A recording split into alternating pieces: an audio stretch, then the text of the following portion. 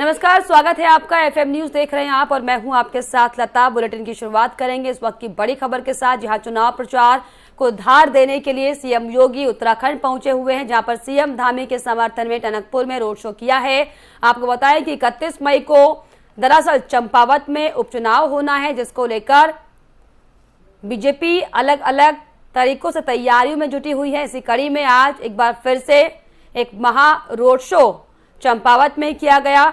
उत्तराखंड की चंपावत सीट पर 31 मई को दरअसल उपचुनाव होना है और उससे पहले बीजेपी ने अपनी पूरी ताकत झोंक दी है, क्योंकि इस सीट से प्रदेश के मुख्यमंत्री पुष्कर सिंह धामी की प्रतिष्ठा दांव पर है। वहीं सीएम धामी के पक्ष में प्रचार करने यूपी के सीएम योगी भी चंपावत पहुंचे। चंपावत के टनकपुर में सीएम योगी ने उत्तराखंड के सीएम धामी के लिए रोड शो किया। रोड शो के बाद सीएम योगी आदित्यनाथ ने जनसभा को संबोधित किया। इस दौरान उत्तराखंड के मुख्यमंत्री पुष्कर सिंह धामी के लिए चंपावत उपचुनाव में चुनावी प्रचार को पहुंचे योगी ने कहा कि उत्तराखंड वासियों के सपने पूरे हो और इसीलिए बीजेपी जरूरी है।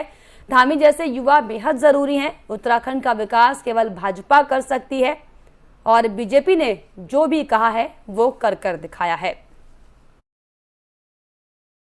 चुनाव से पहले मैं जब लखनऊ गया था तो आप सबको पता है, यही बगल में हमारे यहाँ पर शारदा नहर का हेडवर्क्स फंड शारदा नहर बरेली का ऑफिस भी सब डिवीजन बनबसा में चलता है। इसका मेन ऑफिस बरेली में। मैं आपके पास पहुंचा था चुनाव से पहले। मैंने कहा, महाराज जी 21 सालों से उत्तर प्रदेश और उत्तराखंड का ये बंटवारे का विषय हल नहीं हो पा रहा है। आपस में तमाम मामले उलझे हुए हैं और इस बार चुनाव भी आ गया है। और चुनाव से पहले मैं यहां आ गया हूं, अखबारों में भी छप गया है कि मैं आपसे मिलने के लिए लखनऊ आ गया हूं। महाराज जी ने बिल्कुल भी कोई मुंह से कोई शब्द नहीं निकाला, केवल इशारा किया मुझे हाथ से। और उसके बाद मीटिंग हुई भाइयों बहनों। उसका नतीजा आप सबके सामने है कि जो 21 सालों से हमारी सारी परिसंपत्तियों का जो विवाद लटका हुआ था, उलझा हुआ था, उसको 15 से 20 मिनट की मीटिंग में आपने एक झटके से जो है उसका सॉल्यूशन कर दिया, उसको सुलझा दिया। इस क्षेत्र में गुरु नानक देव जी ने अपना एक विशेष लगाव रखा था और इस क्षेत्र के प्रति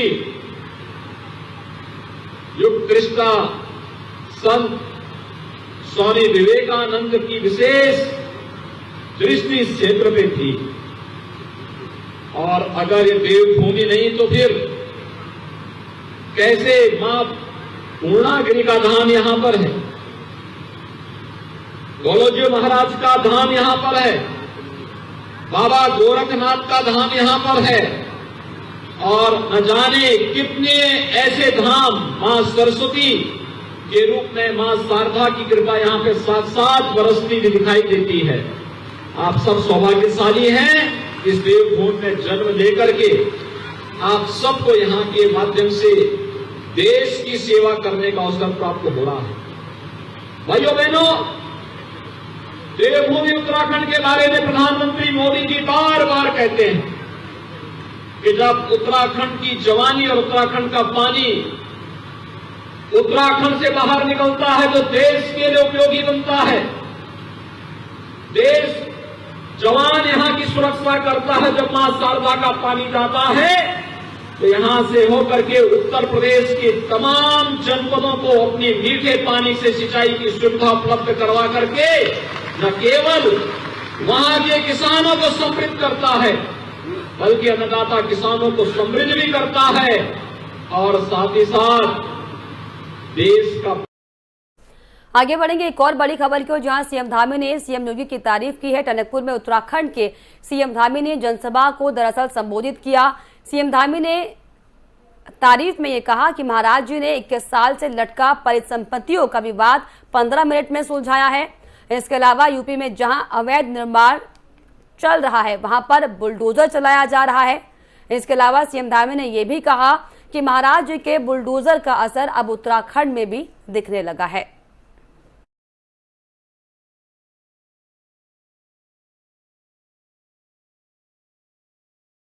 चलिए आगे बढ़ेंगे। एक और बड़ी खबर की ओर, जो टंकचनकपुर में सीएम धामी ने जनता को संबोधित किया है। सीएम धामी ने जनता से दरअसल वोट मांगे। सुबह 7 बजे से शाम 7 बजे तक मतदान होगा। 31 मई का दिन हमारे लिए उत्सव का दिन है, ये सीएम धामी ने बयान देते हुए कहा है। और इसके अलावा ये भी जनता से अपील की है कि कमल का बटन इतना दबाएं कि शाम तक बटन अंदर चला जाए। तो आपको बताएं कि 31 मई को चंपावत में उपचुनाव होने हैं, जिसको लेकर सीएम धामी ने हालांकि जनता को संबोधित करते हुए साफ तौर पर बयान दिया है और सभी से बीजेपी यानी कि कमल के बटन को दबाने की अपील की है। और ये भी कहा है कि जब 3 को ईवीएम खोले तो उसमें से कमल की लड़ियां लग जाएं।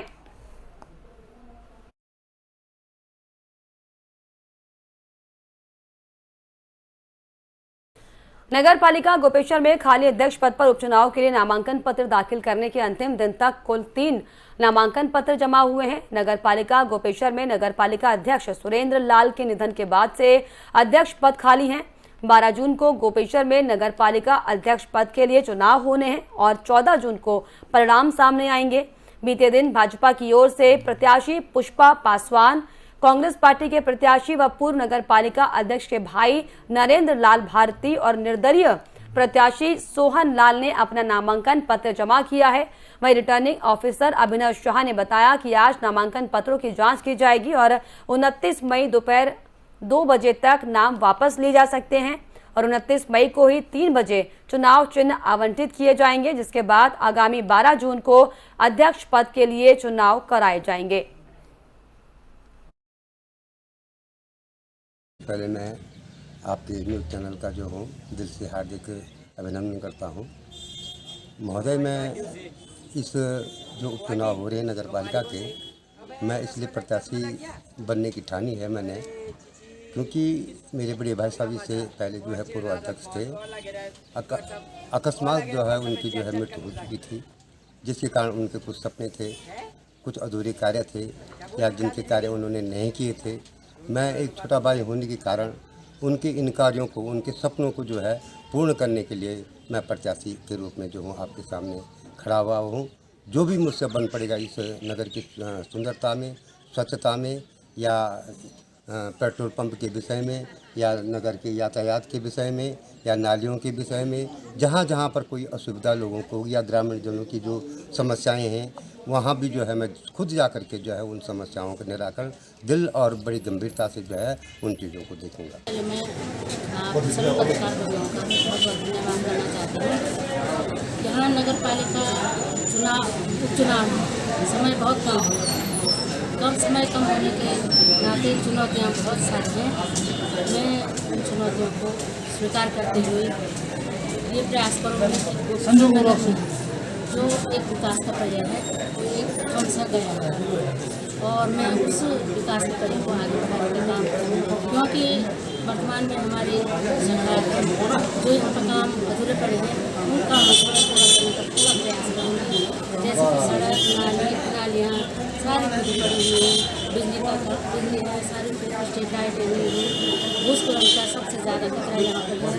और जैसे सांस्कृतिक गतिविधियों से भी कम से कम 3, 4, 5, 7, 8 सालों से यहाँ पर सांस्कृतिक गतिविधियाँ नहीं हुई और हमारी महिला बहनें जो हैं कि हमें महिलाओं को कोई रोज़गार नहीं है। नगर पालिका के द्वारा महिलाओं को ग्रुप में महिलाओं को रोज़गार देने का प्रयास करूँगी और इस नगर को स्वच्छ और सुंदर बनाने का प्रयास करूँगी। और जो हमारे पूर्व नगर पालिका अध्यक्ष हैं स्वर्गीय श्री सुरेंद्र जी, उनके अधूरे काम से जो उनके सपनों को साकार करने का पूरा प्रयास करूँगी। और मैं यही कहूँगी कि भगवान बद्री विशाल गोपीनाथ से प्रार्थना करूँगी, भगवान उनको अपने चरणों में स्थान दे, उनके सपनों को पूरा करने का पूरा प्रयास करूँगी। वही उत्तराखंड सरकार ने यूनिफॉर्म सिविल कोड के लिए 5 सदस्यीय ड्राफ्टिंग कमेटी बना ली है। ये कमेटी तय करेगी कि ये कानून किस तरह का होगा। सेवानिवृत्त जज रंजना देसाई के नेतृत्व में बनी 5 सदस्यीय कमेटी में रिटायर्ड जज प्रमोदी कोहली, सामाजिक कार्यकर्ता मनु गौर, उत्तराखंड के पूर्व मुख्य सचिव शत्रुघ्न सिंह और दून विश्वविद्यालय के कुलपति सुरेखा डंगवाल को इसमें शामिल किया गया है। कमेटी के गठन के बाद सीएम धामी ने कहा कि हमने समान नागरिक संहिता प्रारूप समिति के गठन पर 5 सदस्यीय कमेटी गठित की है।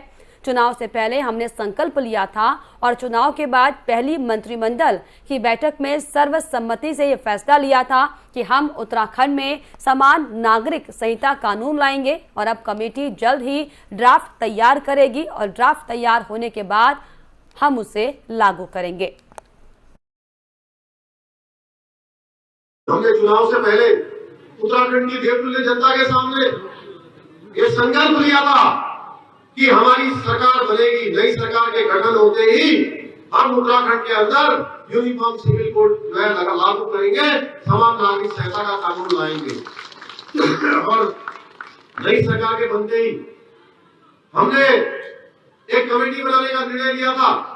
मुझे आज आप सबको बताते हुए खुशी हो रही है कि आज थोड़ी देर पहले हमने माननीय न्यायाधीश सेवानिवृत्त रंजना प्रकाश देसाई के नेतृत्व में, उनकी अध्यक्षता में 5 सदस्यीय कमेटी का आज हमने गठन कर लिया है, जो सभी इसकी घोषणाओं से बात करेगी।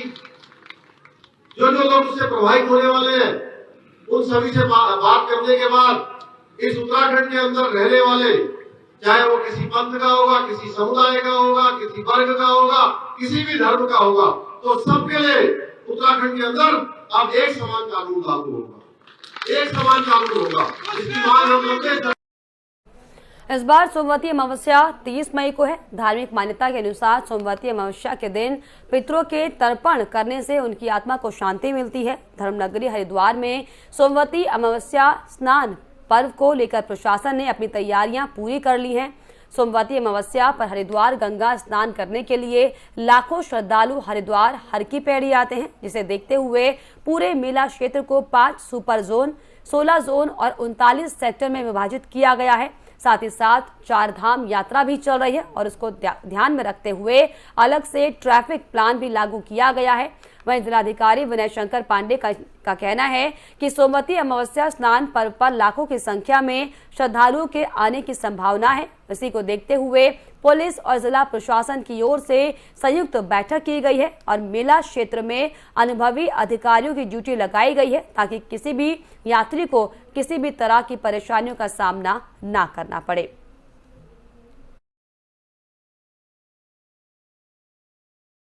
देखिए 30 तारीख को जो सोमवती अमावस्या का स्नान पर्व है, उसमें बड़ी संख्या में श्रद्धालुओं के आने की संभावना है और आज पुलिस और प्रशासन की तरफ से एक संयुक्त बैठक की गई थी, जिसमें ड्यूटी पर जिन लोगों को लगाया गया है उन सभी की ब्रीफिंग की गई थी। इस पूरे क्षेत्र को 13 जोन और 38 सेक्टर में बांटा गया है और हर जोन में वरिष्ठ अधिकारी और सेक्टर में भी बहुत ही महत्वपूर्ण और अच्छे अधिकारियों को लगाया गया है। हम सभी का प्रयास ये है कि मेला सकुशल एवं शांतिपूर्ण अच्छे ढंग से संपन्न हो, श्रद्धालुओं को किसी तरह की दिक्कत का सामना न करना पड़े। हम लोगों ने इस बार जो आमतौर पर पूछा पाया केंद्र में जो लोग भटक जाते थे वो केवल CCR में था, उसको डिसेंट्रलाइज कर रहे हैं 3 अन्य स्थानों पर, रूड़ी बेलवाला, पंद्वीप और बैरागी कैंप में भी इसका एक बना रहे हैं हेल्प डेस्क।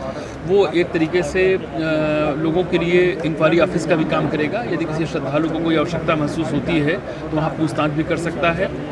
सभी पार्किंग में हमारे टॉयलेट्स की पर्याप्त व्यवस्था, जो हमारे मोबाइल टॉयलेट है वो भी लगाए जा रहे हैं। साथ ही साथ ड्रिंकिंग वाटर की भी व्यवस्था की जा रही है। पूरा प्रयास हमारा ये है कि किसी तरह से श्रद्धालुओं को दिक्कत ना हो, मेला शांतिपूर्ण ढंग से संपन्न हो। हम लोगों का अपना एक सेट ड्रिल होती है, हमें पता है कि किस तरीके से भीड़ को मैनेज करना है। प्रयास यह है कि सभी को स्नान करने का मौका मिले और लोग इस अवसर का लाभ उठाएं। आज जो सोमवती अमावस्या है परसों, उसको लेकर पूरे जो पुलिस फोर्स है उसकी यहाँ पर ब्रीफिंग की गई थी और पूरे एरिया को हमने 5 सुपर जोन में 16 जोन्स में और 39 सेक्टर्स में इसको डिवाइड किया गया है, जिसमें कि अपर पुलिस अधीक्षक और इंस्पेक्टर रैंक के अधिकारी लगाए गए हैं। और एक विस्तृत ट्रैफिक प्लान बनाया गया है जिसको कि हमने जारी भी किया है।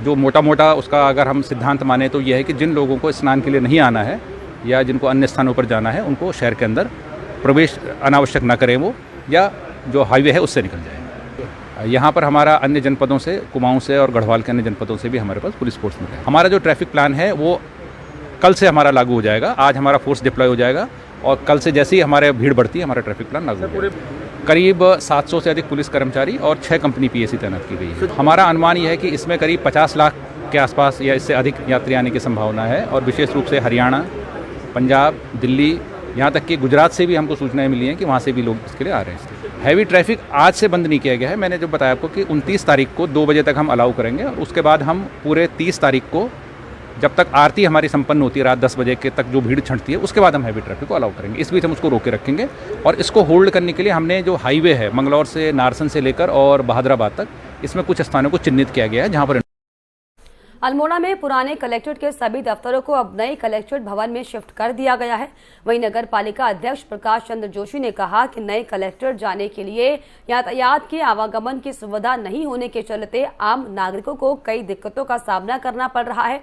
प्रेस वार्ता कर पालिका अध्यक्ष ने बताया कि मुख्य सड़क से जो मोटर मार्ग नए कलेक्ट्रेट भवन को जोड़ता है उसका चौड़ीकरण किया जाए और लोगों के आने जाने के लिए वाहनों की व्यवस्था की जाए।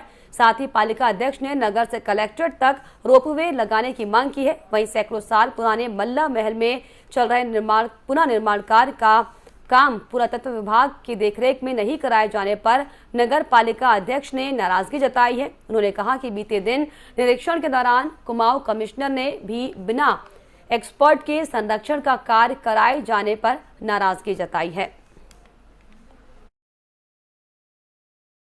हाँ, वो आज वहाँ शिफ्ट हो गया पांडेकुला और उसमें तहसील भी और कोषागार भी और सारी चीज़ें वहाँ चली गई हैं, इससे लोगों को काफ़ी दिक्कतों का सामना करना पड़ रहा है। तो हमारी पहली बात तो यह है, ये कहना चाहते हैं कि भाई वहाँ पर आवागमन की यातायात की सुविधाएं बनाई जाएं और उस सड़क को ठीक किया जाए, उसमें उसका चौड़ीकरण किया जाए। जो अल्मोड़ा बागेश्वर मार्ग से कलेक्ट्रेट के लिए रास्ता जा रहा है उसको ठीक किया जाए, उसको डामरीकरण किया जाए, चौड़ीकरण कराया जाए ताकि आने जाने वाले वाहनों को सुविधा हो सके। दूसरा, जो वाहन वो भी किए गए हैं उनको भी उनकी संख्या भी बढ़ाई जाए ताकि लोगों को किसी प्रकार की दिक्कत ना हो। तो ये है। और तीसरा, हम ये कहते हैं कि अगर एक रोपवे लग सके अल्मोड़ा से कलेक्ट्रेट तक आने के लिए तो वो ज़्यादा सुविधाजनक होगा, समय भी बचेगा।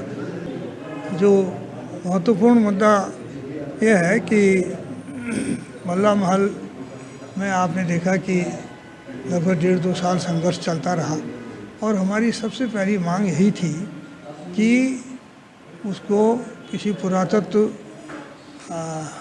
का जो विशेषज्ञ है उसके अधीन उस काम को देखा जाना चाहिए, उसकी निगरानी उसके तहत से होनी चाहिए, उनके तहत होनी चाहिए। क्योंकि हमने जब पहली मीटिंग यहाँ पर की थी तो उसमें यही बात आई थी कि ये ऐतिहासिक हमारी विरासत है, पुरातात्विक विरासत है, इसका अगर संरक्षण करना है तो इसको जो है पुरातत्व विभाग के अधीन करा दिया जाए या संस्कृति विभाग के अधीन करा। बीते रोज गढ़वाल कमिश्नर सुशील कुमार ने चारधाम की यात्रा व्यवस्थाओं का जायजा लिया। इस दौरान उन्होंने यात्रियों के लिए सभी आवश्यक इंतजाम दुरुस्त रखने के निर्देश संबंधित अधिकारियों को आदेश दिए। उन्होंने अधिकारियों को कैंपस में साफ सफाई से लेकर बसों की व्यवस्था भी पुख्ता रखने के निर्देश दिए हैं। वहीं गढ़वाल के डीआईजी करण सिंह नंगन्याल ने पुलिस की सुरक्षा और यातायात व्यवस्था पर संतोष जाहिर करते हुए यात्रियों से विनम्र अपील करते हुए कहा कि रजिस्ट्रेशन के तत्काल बाद वो सभी धामों का रुख ना करें बल्कि पंजीकरण के कुछ दिन बाद वो यात्रा पर निकलें।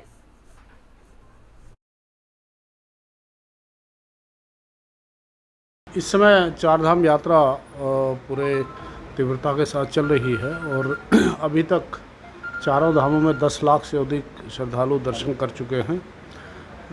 आगे भी जैसे अभी हमें बताया गया 3 जून तक सभी जो हमारा कैपेसिटी है जिस हिसाब से पंजीकरण होता है वो कैपेसिटी पूर्ण हो चुकी है।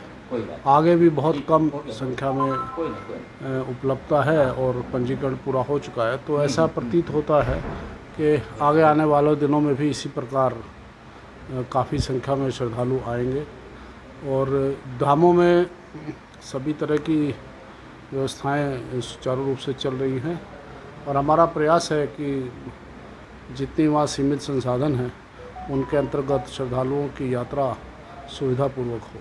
सर, देखा जा रहा है कि यहाँ पर यात्री पिछले एक हफ्ते से यहाँ रुका हुआ है। ऐसे में जो अपना राशन या फिर खाने का सामान लेके चल रहा है उसमें दिक्कत हो रही है और ऊपर यात्रा के लिए नहीं जा पा रहा है और खुले में आसमान नीचे उसको रात बितानी पड़ रही है। ऐसे में क्या कुछ व्यवस्था? ये ठीक है, आपकी बात के कठिनाई है, क्योंकि लेकिन उससे अधिक कठिनाई जो हमारे धाम हैं जहाँ पर उच्च हिमालयी क्षेत्रों में है वहाँ पर है, क्योंकि वहाँ संख्या ही उतनी जा सकती है जितनी हम लोगों ने निर्धारित किया, बल्कि उससे अधिक जो निर्धारित की गई है उससे भी अधिक श्रद्धालु रोज़ जा रहे हैं।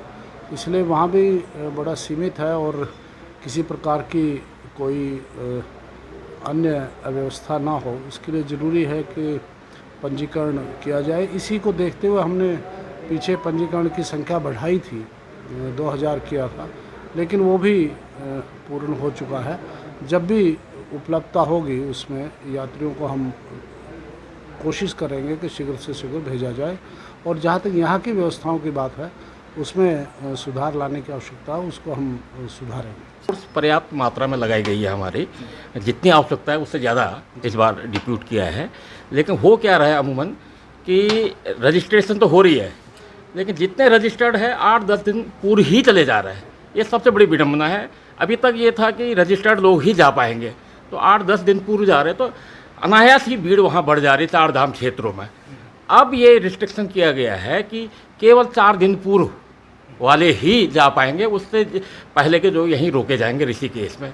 इसलिए मेरा अपील है कि रजिस्टर्ड करा के 8-10 दिन पूर्व ये सोचे कि हम 4 धाम क्षेत्रों में जाएंगे, ये नहीं हो पाएगा। ये मेरी ओर से सबसे जितने भी श्रद्धालु है, तीर्थ यात्री है, उससे ये विनम्र निवेदन है, ताकि वहाँ की जो जाम अनावश्यक बढ़ रही है, अव्यवस्थाएं हो रही है, इस तरह की चीज़ों से बचा जा सके। जो रजिस्टर्ड है और 3-4 दिन के भीतर वाले हो वही जा पाए, ये कहना है मेरा। साथ ही एक और बात मेरे संज्ञान में आया है कि किन्हीं असामाजिक तत्वों के द्वारा रजिस्ट्रेशन में हेर फेर करके तिथियों में एडवांस डेट डाला जा रहा है। यदि इस तरह के पकड़ में आ गए तो वो व्यक्ति जो तीर्थ यात्री है वो तो परेशानी का सामना करना पड़ेगा उनको, क्योंकि उनको रोका जाएगा। दूसरा, जो इस तरह के एलिमेंट है उनके विरुद्ध सख्त कार्रवाई किया जाएगा, ताकि इस तरह की जो अव्यवस्थाएं हो रही है। और इसी के साथ इस बुलेटिन में फिलहाल इतना ही। देश और दुनिया के तमाम खबरों के लिए आप देखते रहिए FM न्यूज़। नमस्कार।